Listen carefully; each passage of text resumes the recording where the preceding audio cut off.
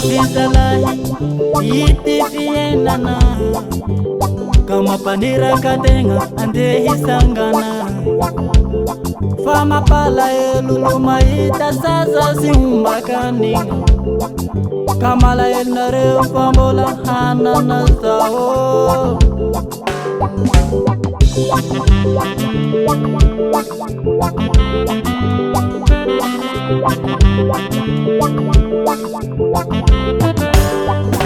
Mavizalahi ity fiainana ka mampaniraka tegna andeha hisangana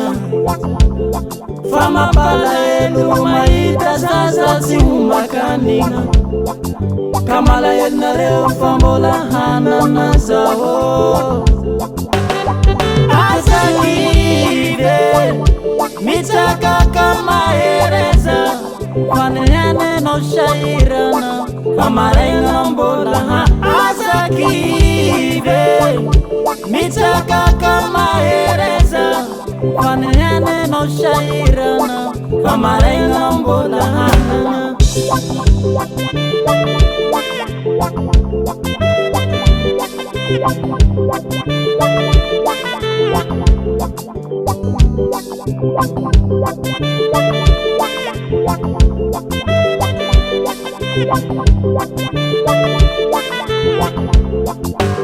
Mahereza fona fambula wa vinianjo Lishewa minawile meshanjo yewa mifienano Mishingi shashini manakivi manara Siye shakulu faza miheza kamba umafi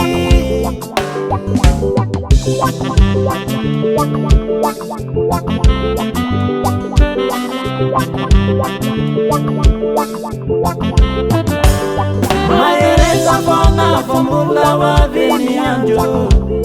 Lishewa minawile meshanjo yewa mifienano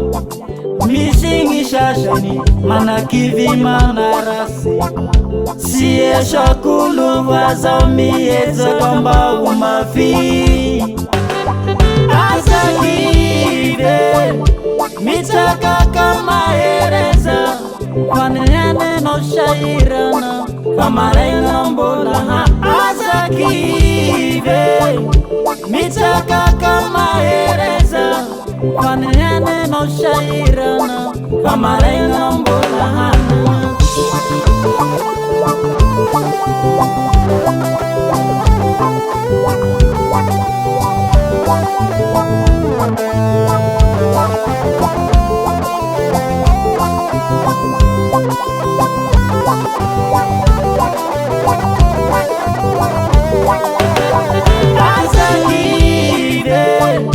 Mitaka mahereza fanehane no shairana famaraina mbola Azakide mitaka mahereza